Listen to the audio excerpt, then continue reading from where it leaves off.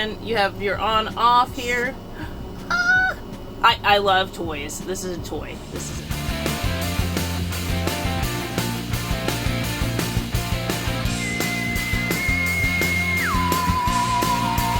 I got a bunch of ring terminals. I got my heat sleeves here. Audrey, quit scratching my chair, please. Thank you. If you watched any of my solar video, you know that I have fuses on every... Please don't knock my phone over. I have fuses on every battery as well. I mean, there's literally a fuse in my system between every single thing, pretty much. But each battery has a fuse, so these are the ones that I've got here. My 2-AUG wire. This is the tool. It's hydraulic. So these pieces actually fit, you know, whichever size you need. They go in here. And I'm assuming you turn them to lock them. And you have your on off here. I love toys. This is a toy. This is anyway, I'm really excited, obviously.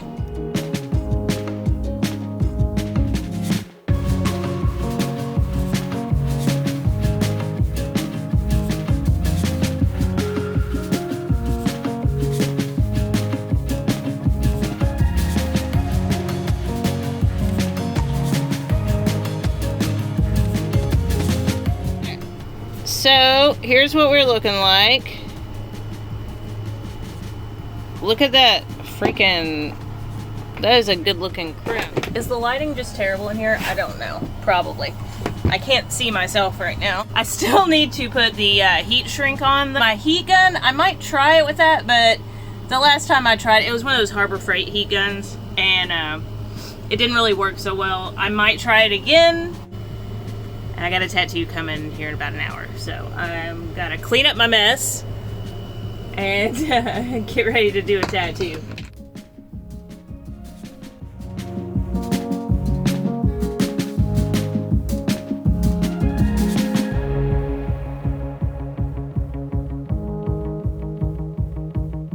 So yeah, apparently the Harbor Freight one did work, which is nice and surprising, but I guess I'm not going to throw it away yet. So, wait, one of the first things that you have to do, as far as getting the batteries ready, is they have to be... Oh my goodness, try not to drop anything.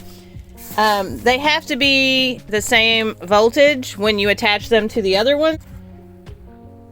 Okay, let's check the battery. 13.16. So let's try this again. I'm a Gemini and I talk too much. Alright, so right now what we're getting ready to do, okay? Because these are 13.1 volts. The ones in my system are at 14. So the first step is going to be turning off my fuse box and disconnecting the solar panels. So let's do that. The percentage that it shows on this is always wrong.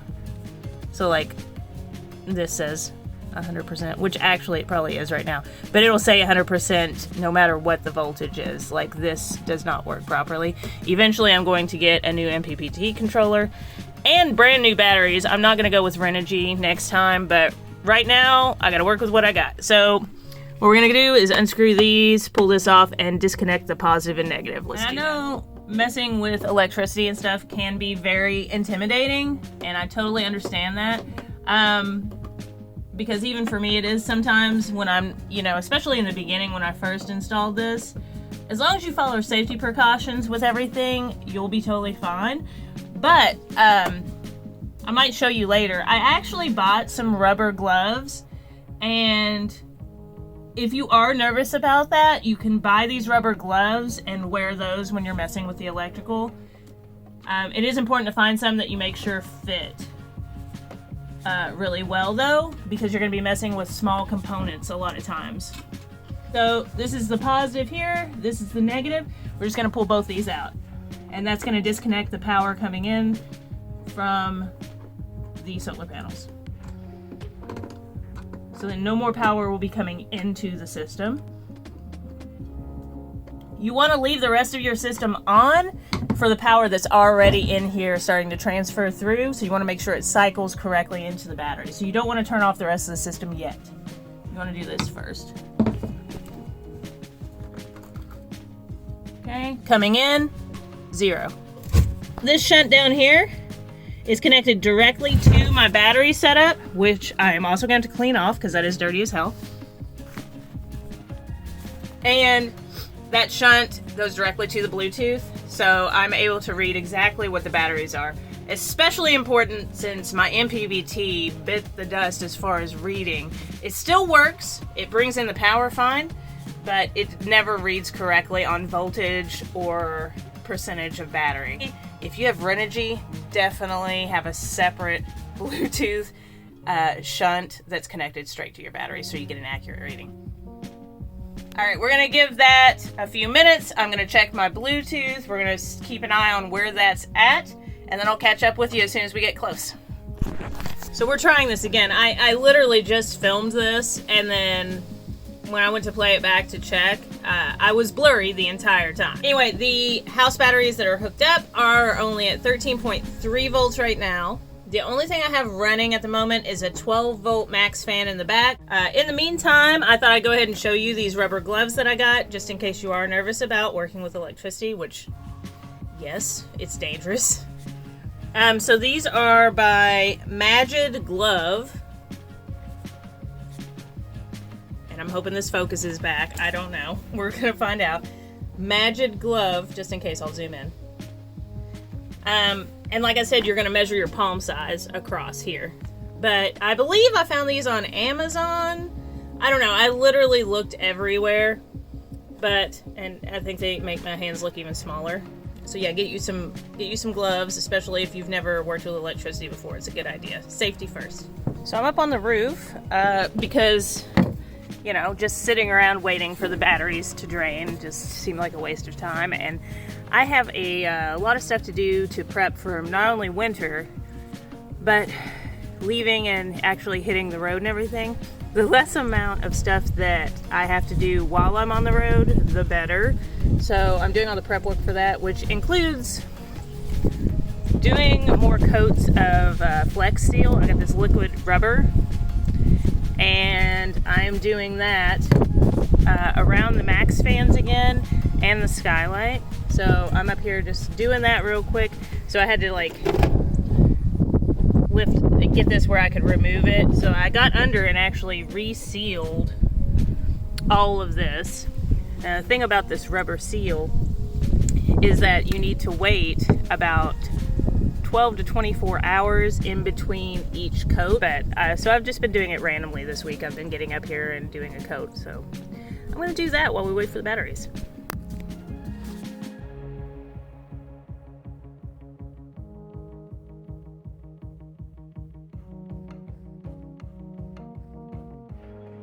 Okay, so I'm doing a short update. I've been running around helping people with different projects, doing different things, but it is almost 7 o'clock at night, and the batteries are at 13.22. I need to be at closer to 13.16. So I have the fridge going, the maxxfans going, and I just turned on my passenger side outlets. I've got my iPad charging up and my speaker. So hopefully before it gets dark, the batteries will be ready to go, but if not, I might have to do it in the morning. I don't know what's going on this week, but I just woke up. Good morning. I just woke up to my client for today messaging me saying they forgot a bunch of stuff was going on and they're gonna have to reschedule, I guess. I didn't talk to them about that yet, but because I literally just read it. But that's 6 different people that have either canceled, no-showed, or rescheduled with me this week. And I'm trying to like get the money together for Audrey's paw.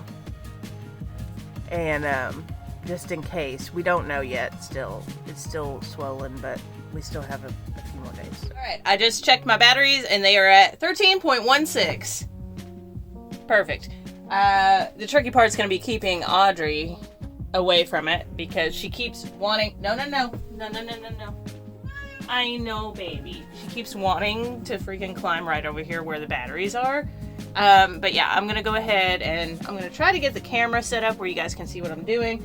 But basically, I'm just gonna unhook all of the wires that are on my batteries right now. So all the positive and the negative are gonna come off of that, everything that's attached to it. And then I'm going to rehook them all up together, including the 2 new batteries.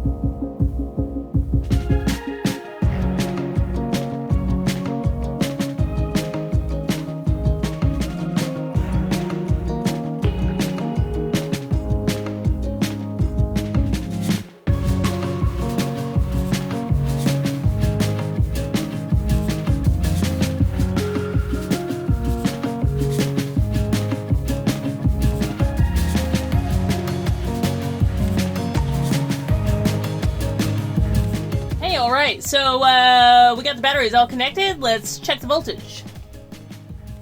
13.19. Second one. 13.19. Third one. 13.19. 13.19. 13.19. Now it's time to turn everything on in the system. Time to turn on all the fuses first. Hello. There we go. There we go. DC is on. There we go. Okay, make sure all the fuses are on first. This one, we're gonna wait a second till I hook that up. We're gonna wait on that one too.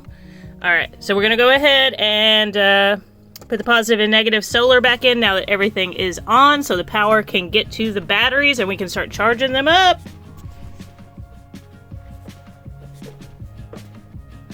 Go ahead and turn this on. Boom. Alright, so we've got 28.8 amps coming in. So I am going to have to reset this now for the 500 amp hours, so we're gonna go ahead and do that. Let's see if I can remember how to do this since I did it last time. This one, lithium 400, and we're gonna go to 500.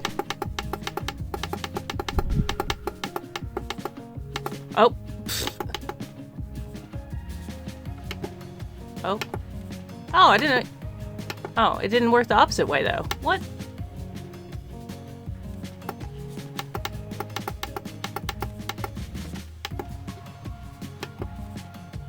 Okay.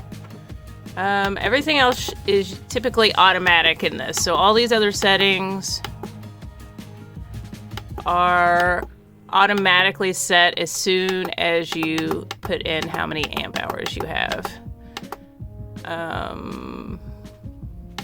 Yeah. All right. So now we should be good to go. And like I said, because this got messed up due to Renogy stuff, ignore that. It's not at 100% until it's above 14.1 volts. So that's a good thing to know. Also, you can find online what the voltage is to percentage, so you can figure that out yourself in case you ever have an issue where it's like that. All right, everybody. So I didn't record actually putting in the MPPT, but we reached the 100% mark, so I went ahead and did this. And I'm going to go ahead and put a link to my solar video, so if you are interested in how I did my entire solar setup, and including how to set up this MPPT controller and everything, then please click on that and check that out. But that being said, that's going to be it for this video. Thank you so much for watching. Once again, special thanks to the Astral crew that joined on Patreon. I appreciate you guys so much. Thanks for watching, and subscribing if you have done that. I appreciate that. Once we get to 1,000, we might be able to start making a little money on here, which would be an extra plus. But yeah, I'll see you next video. Take care. Love you.